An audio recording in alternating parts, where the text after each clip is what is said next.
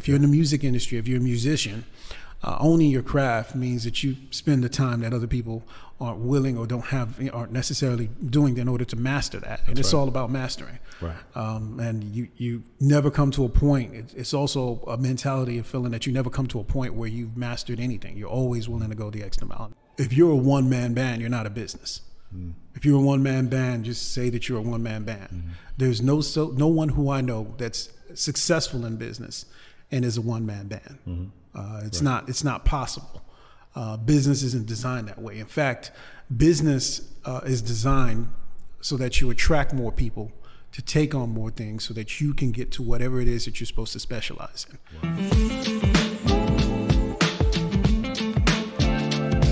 Welcome to another episode of Musically Hitched. I'm your host, Zach Reynolds Jr. We're here today to talk music business like we always do. But this time we've got a businessman in the house, true CPA to his core, none other than Mr. Daniel Vildor. Daniel, how are you, man? I'm doing great, Zach. How about yourself? Huh? I'm fantastic, man. It's good to have you on the show. I'm excited about the value that you're going to bring to the listeners today. We've done a lot of business together over the years. Yes. And that's your thing, man. That's what I know about you. Yeah. You're not afraid of those numbers. No. And music business, if you're doing it right, you're going to run up some numbers, right? Absolutely. So tell us a little bit more about how you got your start on the music business side of things. I know you're a CPA, so if you want to take us down that street, you can. But let's start with, how does your work impact the entertainment industry? Truth be told, when you talk about accounting or numbers, period, that's the language behind the business. Yeah. Accounting is nothing more than the language of business. Right. So there's no way that you could be some way attached to the entertainment business and not and only understand the music part of it and not understand the language of business, which is accounting. Right. So and that's not just the music business. Accounting, period, is a language of business. Right. So I view it as another language is being spoken, and being able to then take that language and translate it to my client, my customer, whoever it is that may approach me. Now, how I got my start in the music industry, or having clients that are musically inclined, is I have a cousin who is well known in the music industry. And so that was my first. Some of our listeners might know your cousin, so you might as well. Oh yeah, absolutely. My cousin is Sham Sakbase Joseph. He's produced music for Rihanna, Jay-Z, some of the heavy hitters. Yeah. And he was actually my first client. Him and Verse Simmons, his business partner, were one of my first clients that introduced me into the music business. Nice. And I was a novice. There was a lot to learn.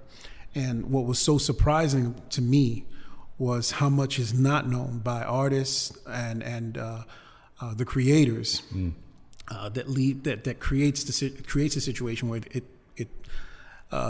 there's a lot of money left on the table simply because they don't know the language. Okay. They may be talented, they may be creative, but at the end of the day, you have to know the language of business. Or if not, you have to put the right people around you who do know the language to be able to translate for you. So that's pretty much what my exposure in the music business has been. And then obviously our relationship, kind of watching you grow up in it and by diving head first, that's made me kind of sort of look at both legislation as well as the tax laws to kind of say, what is it in the tax law that's specifically placed there for the advantage of people in the music business? Because if there's one thing that most people don't think about, is that the tax code or the United States, period, operates like a corporation. And so the tax code, yes, it does, is made to have advantages for people who understand business. We don't have to look at and ask the question, is the tax code fair? It's fair based on activity. So you're taxed based on what you do and how you do it. And that's the way it's always been. Yeah. Anytime tax laws or legislation is written, my job or objective is to go in there and try to find out what's in that package that has changed, that's now a disadvantage, that was once an advantage, And then what have they placed in there specifically for the clients that I deal with? And I don't just deal in the entertainment industry. Right. I operate in other industries as well. Right. So what other industries do you tap into probably on a weekly basis? Oh, absolutely. I dabble in retail. I dabble in production, manufacturing. So it's I pretty much, honestly, real estate. Because of the diversity of clients that I have the opportunity to tap into a lot of industries. So there's oftentimes, my wife will even say that you do a lot of reading, but it's necessary because it's part of owning your craft. And that's I think for anyone, right? If you're in the music industry, if you're a musician, owning your craft means that you spend the time that other people aren't willing or aren't necessarily doing in order to master that. And it's all about mastering. Right. And you never come to a point. It's also a mentality of feeling that you never come to a point where you've mastered anything. You're always willing to go the extra mile. And that's what it means for me to serve my clients. Awesome. So tell us about your journey into business. You didn't have your own business when you first started doing the work of an accountant, but correct. How did you transition into? Why did you find that necessary to go out on your own? Well, like any good business, you first have to find a need, and then see if you can, master it. And what I mean by find a need is that if you have a good business that solves problems, you don't have to do too much marketing. Right? Because people will find you. And if you're sincere about what it is that you're doing, you're passionate about wanting to see people prosper and do well, people will find you. So my journey from W-2 employee to independent contractor just came on the basis of wanting a better life-work balance. I work in an industry where it's kind of commonplace that accountants don't, certain times of the year, certain times of the month, just don't expect to see a family. You know what I mean? It's already negotiated in the contract. Right. So it's trying to find that work-life balance. And unfortunately, coming from an industry where it's not, it's commonplace. It's just, you have to, there is no limit. The expectation is that you work until the job gets done. But I don't regret it at all because it, like anything, like your experience, it prepares you for where you are today. Right. Right. Yeah. Right. So there's a lot of numbers in this business, right? And it's easy to miss numbers. Some of the things that we talk to past guests about, and even those that that just listen to the show and tune in for the information. There's a lot of things that you can miss, right? So there's administration, there's royalties, there's advance, there's back end collection, lots of ways that money flows in the music industry. Absolutely. Right? Performance royalties, mechanical royalties. These are all things that have to be accounted for. Yes. And what is your advice to people that they're just a one-man band? Literally, they're doing it by themselves. They're trying to keep up. You never feel like you're caught up. Right. The busier you get, the more numbers there are to keep up with. Right. What's your recommendation to that person who is drowning in numbers right now? They're doing well. They've got a good problem. They've got merch to count. Right. They've got deposits to make from shows on the weekend. Right. They've got mileage to log. Right. Hopefully. Right. So people are doing this stuff. That's what this is about. How do you help someone like that?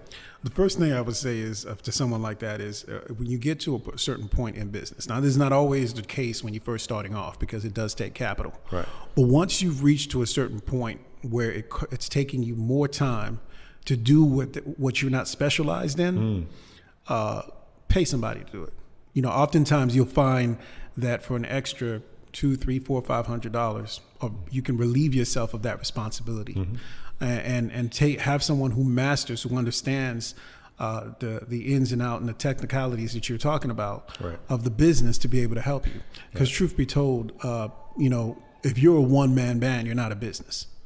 If you're a one-man band, just say that you're a one-man band. There's no one who I know that's successful in business and is a one-man band. It's not possible. Business isn't designed that way. In fact, business is designed so that you attract more people to take on more things so that you can get to whatever it is that you're supposed to specialize in. Wow. Particularly when you talk about leadership. There's a difference between management and leadership. And a lot of people in business don't know how to make that break. So what's the difference? I'd break that down for us for a second. The easiest way that I could, the perfect, best example that I've found is like, let's say you've set the course as a leader to go into the forest and find a path for your people, right? And management is consumed with, do we have the right equipment? Do we have the right number of people to get through this forest that we're trying to get through? Right. Leadership should be up on the hill looking out to make sure that we're charting the right path. That's the difference. Yeah. So as long as you're running everything, it clearly means that you're not leading. And if you're not leading, you don't have a business. You just have you have exactly what you just said, a one-man band. It's hard to break away from that because a lot of people feel that unless they juggle everything and be and supervise and oversee everything that things won't get done. But there comes a point in business as well as life that it becomes a matter of surrounding yourself with the right people, the right resources. It may cost you a little bit more than you want to pay, but there's always in life known knowns and unknown knowns. And the unknown in this situation is what could you be doing to advance your business that you're taking the time to find receipts to file taxes that's taken away from that could push your business, your life, or whatever it is, for your vision, your goal forward. So a leader's responsibility, and it's particularly in your business, is to always be charting the business, because you should know if things turn, especially in the days and times that we live now. Right, Zach. As you know, with the advent of technology, with the advent of social media, what was hot today is no longer, may not be hot tomorrow. Right. And you have to, as a business person, be mindful of that. You could be appearing to be doing well today, but because of all the factors that you can no longer control, absolutely, they can change the course, and you have to be able to change it. It's if you're finding out about it, if your management is telling you that you need to change course, it's likely too late. Right. Because their job is to is to keep the business going, keep the day-to-day going. Right. They're not charted. Their responsibility is not charting courses. Yeah. So that's the difference. Does that no, that's make good, sense? Man. That's good. And you talked about the unknown known. So what?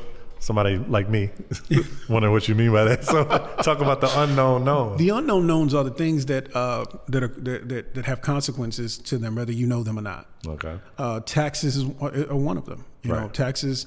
So it exists. Everybody knows April 15th is coming. Right. Uncle Sam, blah, blah, blah. Right. But the unknown side of what you know. The unknown side of what you know.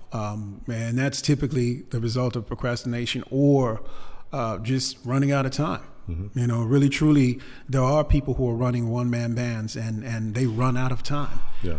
Where it would have just benefited them to just kind of sort of, fork up that whatever it costs to just get a professional to take a look at it. What's up, everybody? This is your host, Zach Reynolds Jr. Thank you so much for tuning in. I hope you enjoyed that content with Daniel Vildor. Part 1 was amazing, but guess what? Part 2 is coming soon. Hit that subscribe button right now so that you get notified as soon as it drops. Stay locked in. We'll see you next time. Supporting this podcast is easy. Just hit the subscribe button. See you on the next episode.